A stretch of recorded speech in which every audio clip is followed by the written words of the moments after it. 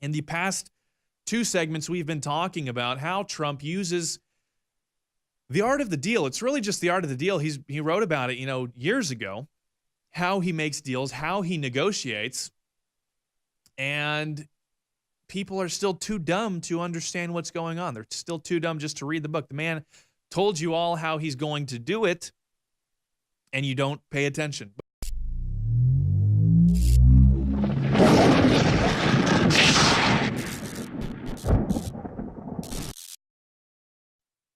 Welcome back to the War Room. My name is Jake Lloyd, your host for today, filling in for Owen Schroyer. So far today, we've been talking about a lot of stuff. There's a lot of stuff going on in the news right now.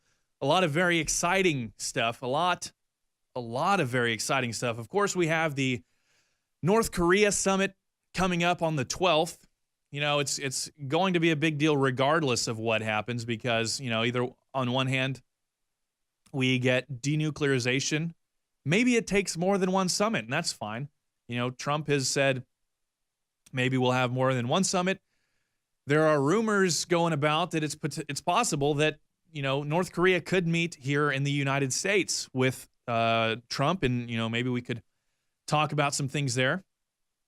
At the very least, we have heard rumors that the Korean War may be put to an end because even if we don't agree on denuclearization at this juncture, we don't, have an exact plan worked out. We don't know exactly what's going on. We're in talks, but at the very least, it would still be monumental.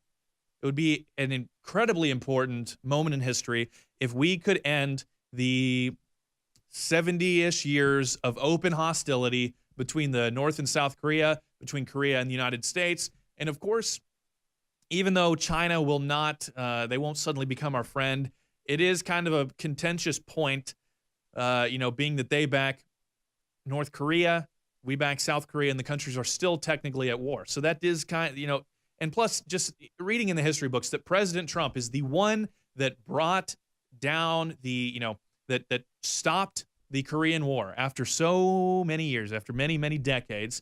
President Trump is the one to end the war. And we heard so much during the election, so very much. We heard Trump is going to cause nuclear war. It's not even that he's just a warmonger and he's going to cause some kind of conflict. They could have, they could have at least made it semi-realistic with a Republican president, and they could have said, oh, he's going to be like all the other Republican presidents.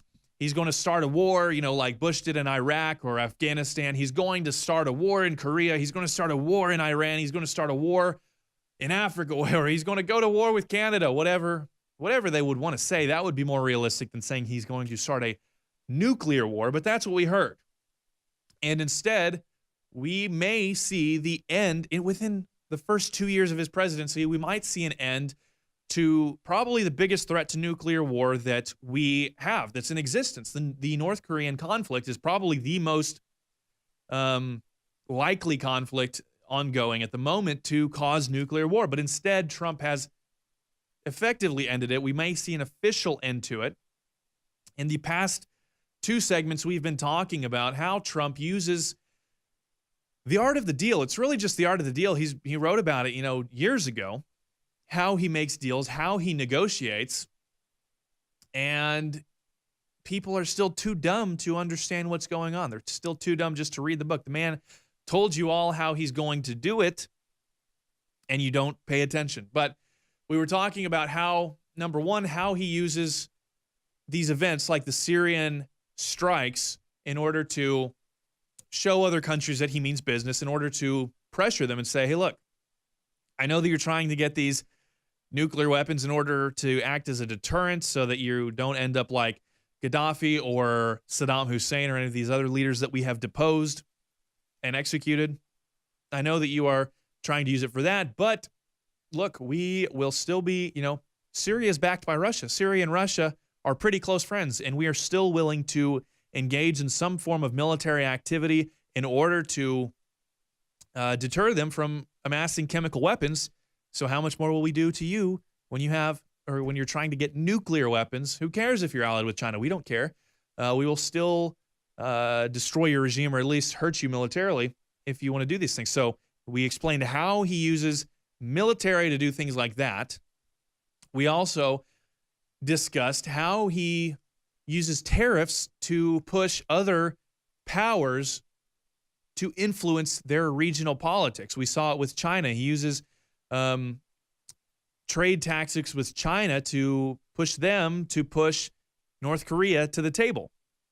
And we see how he even uses trade to influence other countries to do what they want. It's just, it makes sense. It makes perfect sense. Okay, it's like, I always think of it in this way, like, it's like being a kid, and there's games where little kids will, I don't know what it is, but there's some pinching game, and it's like you pinch somebody. The best way to get somebody to stop pinching you is you just pinch them back, and you pinch them harder, and you just, as long as you can, and they realize, okay, well, this isn't going to stop until I stop, so then they let go. Well, Europe and China and Canada, they've been pinching us. They've had tariffs on us for decades. It's sometimes up to like 300% at least. And the best way for us to get them to drop these tariffs is just to pinch them back and say, hey, I'll let go when you do. And they, of course, are saying like, oh, Europe is like, we have to step up. Merkel says, let's see where it is. Merkel urges Europe. Okay. Merkel urges Europe to step up. That's what I wanted to say. Merkel urges Europe to step up in Trump's new world order. Like, oh, Trump is totally changing the world order. They like new world orders until it's a, quote, new world order focused around the nation state and individual national sovereignty. That's, but that's an aside. And they're all freaking out. How could you do this? Justin Trudeau was like, how could you do this to us? Our soldiers fought and died together. And Trump is like, didn't you burn down the White House one time? And he's using trade tariffs to get rid of other trade tariffs. I'm sure that he would love to drop them. It's like, how much money are we going to make off of these trade tariffs? It's not going to get rid of the deficit. It's not going to eliminate our national debt. So why would we be doing them? It seems dangerous, right? No. It seems dumb not to do them when you're using them to pressure other people to get rid of the tariffs that they have on you. So we talked about that. And we also talked about how he uses other countries to manipulate their little friends. And that takes us to the Middle East, which is the next phase of the Trump foreign policy experience, the Trump foreign policy agenda, because we see already that Trump has been working in the Middle East. And I'll break down the ties for you real quick because it's not exactly obvious. It's pretty clear if you just look into it a little bit, but you have to look into it pretty deeply. It's not hard, but it is time consuming. So I'll go through that real quick. Trump wants to bring an effective, all-encompassing peace plan to the Middle East. He signaled that whenever he talked to President Macron about pulling out of the Iran deal, he said, this is a bad deal. This deal is not good for us. We don't like it. I might pull out. You know what I'm going to do. The world doesn't yet. And of course, on May 12th, we learned that he was going to pull out. And he was talking about it all through the campaign. Oh, I'm going to pull out of the Iran deal, blah, blah, blah. So he pulls out of the Iran deal. And he says, but hopefully we can get a better deal, one that actually fixes the problems. And we'll see if we can do that. But hopefully we can get one. And what he wants is one where everybody is involved.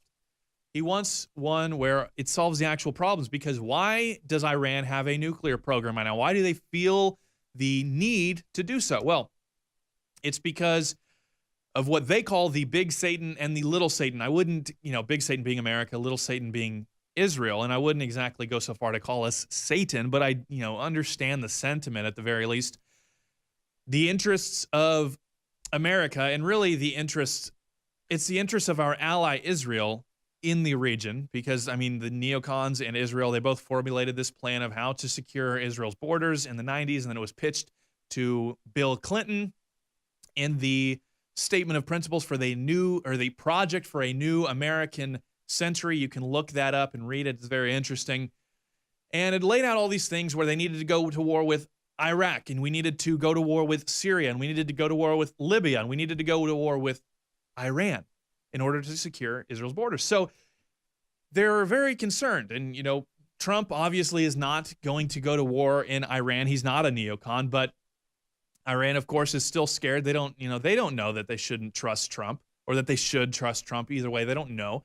So they're still trying to create a deterrent. And by no means am I defending the Iranian regime. I'm just, getting into their head and looking at the way they think. They want a deterrent. How do we not end up like Iraq, Syria, Libya, etc.? How do we not end up in the crosshairs of the United States and Israel? Well, they create a nuclear arms program in order to be a deterrent. Well, how will Trump do this? Well, we already see Trump using Saudi Arabia. Saudi Arabia wants our support for their reforms. Trump is using them to bring the Palestinians to talks.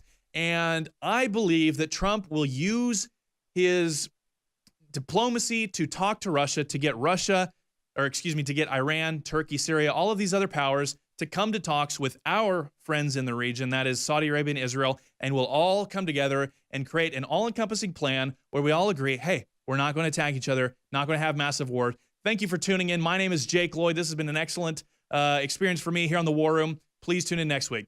Maximize your potential and take your body back with Super Male Vitality. We're breaking the conditioning and fighting back against the globalists' war on male vitality. Our ultimate non-GMO formula is sourced from powerful organic herbs that have been gathered from around the world and then concentrated for maximum potency.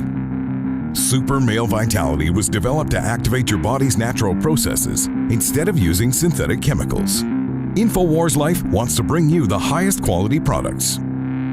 Our unique combination of ingredients is designed to assist the body in regulating proper balance and creating superior vitality in males. Support your body and mind and take yourself to the next level. Boost your vitality and energize your life. Take control of your body. Grab a bottle of Super Male Vitality today at InfoWarsLife.com. That's InfoWarsLife.com.